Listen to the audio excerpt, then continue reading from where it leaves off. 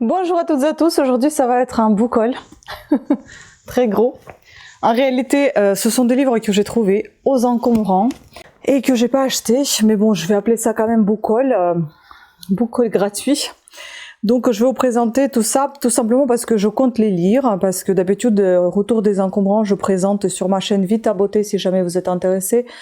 Avec mon conjoint, on fait des tours des encombrants, on ramène beaucoup de choses, parfois des choses très intéressantes. Donc si jamais vous êtes intéressé, n'hésitez pas à faire un tour sur ma chaîne Vita Beauté.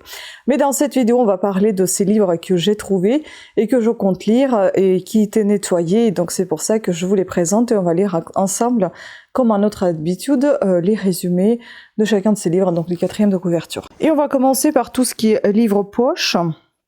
Je vais plutôt les classer comme ça parce qu'après c'est en général ici on a que du thriller et du fantastique et du classique d'ailleurs. Donc on va commencer par les poches et dans les poches on a que du Stephen King, donc Chantier, et on a encore ici, c'est une ancienne version, on a ici son vrai nom, Richard Bachman, donc c'est un polar aux éditions Gelou, c'est un vieux livre. Donc ici nous avons un peu plus de 400 pages. Voilà. Donc je vous lis la 4e de couverture. Je vous avoue qu'il y a beaucoup de livres que je n'ai pas lus de Stephen King. Il y en a que très peu que je connais. Et, parfois je suis pas très emballée, mais j'aime beaucoup quand même comment il écrit parce qu'il sait bien emballer la personne dans son récit. Mais bon, parfois pour moi ça marche pas. Mais en tout cas c'est toujours très bien écrit, mais c'est les sujets des fois qui me plaisent pas. Alors, expropriation pour cause d'utilité publique. Pour un brave type qui vit depuis 20 ans dans sa maison, qu'est-ce que ça veut dire? Du second étage de la blanchisserie où il travaille, Bart Daves suit l'évolution du chantier.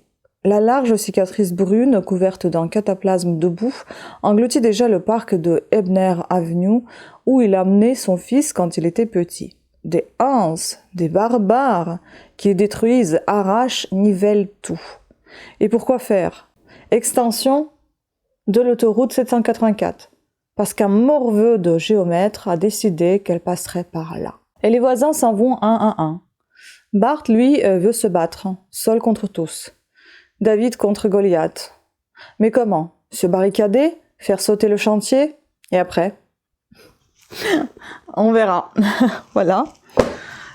Stephen King, Dôme. Donc je suppose que ça doit être une saga de quelques tomes. Là, ça doit être le 2e. Qui est assez énorme quand même, il fait plus de 700 pages, on n'est pas loin de 740.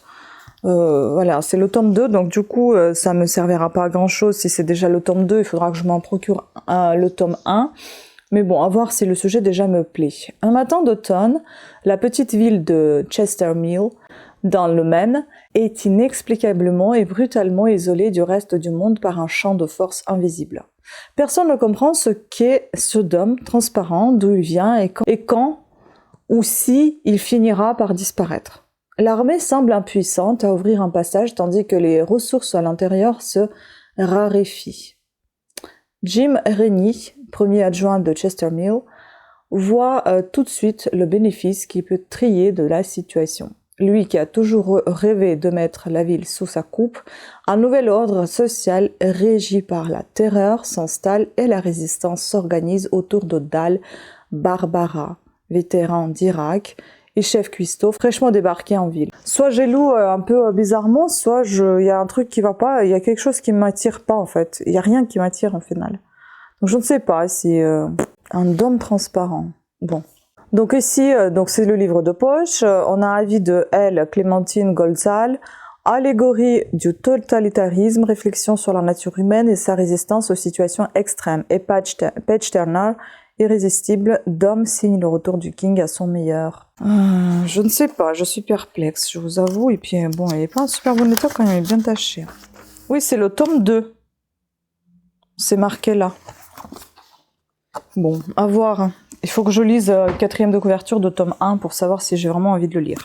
Maintenant, on va passer à tout ce qui est livres reliés et brochés. Donc, on a ici Jean-Christophe Granger, Miséraire, roman. Voilà. Il est plutôt en bon état. Et là, il est tout noir à l'intérieur. Plutôt en bon état, oui. C'est bizarre cette édition, les pages, le papier est tout blanc. C'est quoi cette édition? Je connais pas du tout. C'est édition... Ah bah oui, France Loisirs. Je m'en doutais un peu parce que je me dis, tiens, c'est bizarre quand même. Ça ressemble vachement à France Loisirs, mais le code barre ne les trahit pas. Parce que d'habitude, on voit par rapport au code barre. Bon, nous sommes ici à presque 700 pages. Hein. Je vais vous lire 4e de couverture. Donc, ce sont des enfants. Ils ont la pureté des diamants les plus parfaits. Aucune ombre, aucune inclusion, aucune faille. Mais leur pureté est celle du mal. Étrange assassinat d'un chef de chorale d'origine chilienne dans l'église arménienne de Paris. Disparition de plusieurs enfants de chœur. Série de meurtres opérés selon un protocole macabre. Pour mener l'enquête, 2 flics casse-danes, le vieux bricard à la retraite et Volo le toxico, beau comme une rockstar. 2 hommes intelligents, acharnés mais hantés par leur passé. Ok, c'est assez intriguant. Et bien sûr, reconnaissez-vous cette personne, Pierre Bellemare et Jean-Marc Epinou.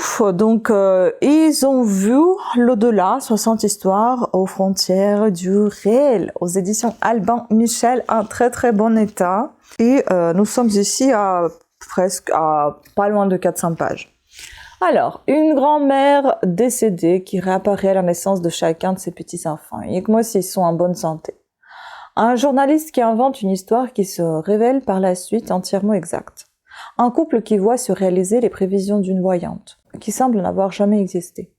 Un homme qui fait graver sur sa pierre tombale la date de sa mort, 20 ans avant son décès. Une dame âgée qui disparaît en ne laissant qu'un minuscule tas de cendres. Ça me parle, est-ce que j'avais pas déjà ce livre? On va voir.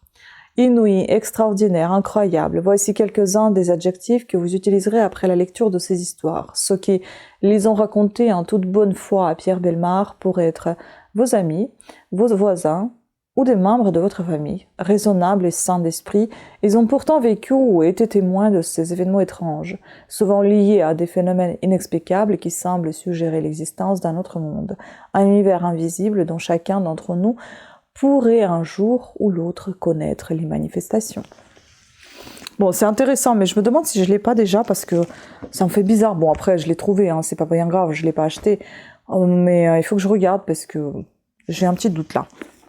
Et enfin, on va passer au format relié, et c'est plutôt des classiques. Des livres anciens, enfin, vintage, on va dire plutôt. Les 3 mousquetaires, tome 2, en très bon état, regardez-moi ça, c'est vraiment nickel. Bon, juste là, ici, la couverture se décolle un tout petit peu. Nous sommes en 74, édition Famon. Oh là là, c'est joli, hein. C'est très joli. Ah, j'aime beaucoup ce livre. Donc voilà, les 3 mousquetaires. Ensuite, nous avons ici Cervantes Don Quichotte, pareil, tome 2. Ah, pas de chance, hein. Que des tomes 2. Vous voyez, c'est vraiment à l'ancienne.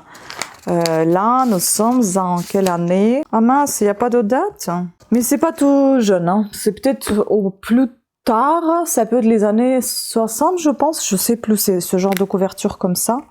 Et puis, il y a 5 livres dans le même style. Vous voyez comment ils sont jolis. Ils sont très beaux. Je vais vous montrer de plus près. Il y a des livres à des auteurs russes également. Donc ici, nous avons... Regardez ça, c'est trop beau. Les chefs-d'œuvre de la littérature russe. Voilà. Le vagabond ensorcelé de Nicolas Leskov, suivi de Lady Macbeth de la paroisse de Mchensk, L'homme qui monte la garde, un artiste en toupet. Lady Macbeth, c'est pas du tout russe. Hein. Alors là, c'est russe. Bref, en tout cas, ce qui est un petit peu dommage, c'est que la police, elle est tout petite. Toute petite. Comment je vais lire ça? Mais c'est vraiment minuscule. Bon, voilà. Ça, en fait, j'ai pensé vous lire en ligne directement, ça serait peut-être pas mal. Ils ont combattu pour la patrie. On a Sholokhov. Bon, en russe, ça se dit Sholokhov. Pareil, les chefs-d'œuvre. Vous voyez comment ça se présente, c'est vraiment très joli. C'est très bien fait, hein, je trouve, les livres, ils sont très beaux. Voilà, il y a les images également. un peu abstraite. Ils sont tout neufs en fait les livres. Puis ici nous avons Ehrenburg, les aventures extraordinaires de Giulio, comment on dit, Giulio Jurenito. Il y a Ehrenburg, traduit du russe par Denise Meunier, préface de Gilbert Sigaud, illustration originale et frontispice de Jean-Baptiste Fourant. Oula. J'aime beaucoup ce type de dessin comme ça, ce style. Ok, voilà. Puis nous avons un autre, Solzhenitsyn, en russe on dit Solzhenitsyn, là en français ça va être Solzhenitsyn. Oh. Alexandre Solzhenitsyn, donc le pavillon des cancéreux. Ça doit être un truc assez tristonné. Lui d'ailleurs, je crois que c'est assez difficile ce qu'il écrit et c'est difficile à lire, il me semble. J'ai jamais lu, mais j'ai entendu.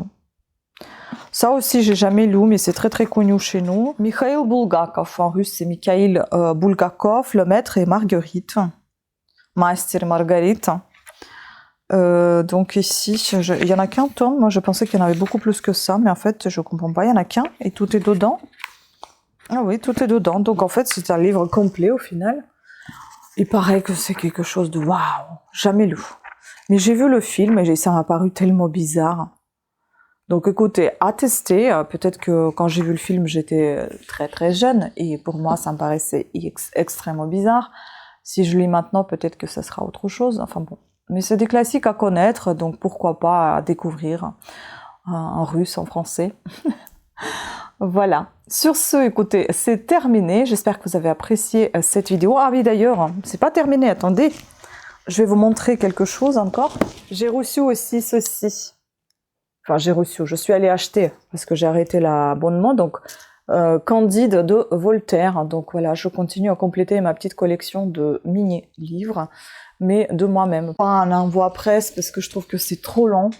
Et j'aime pas comment c'est emballé, je vous ai déjà dit mon propos à ce sujet. Voilà, sur ce, maintenant, je vous dis au revoir, je vous embrasse, je vous remercie beaucoup d'avoir regardé cette vidéo.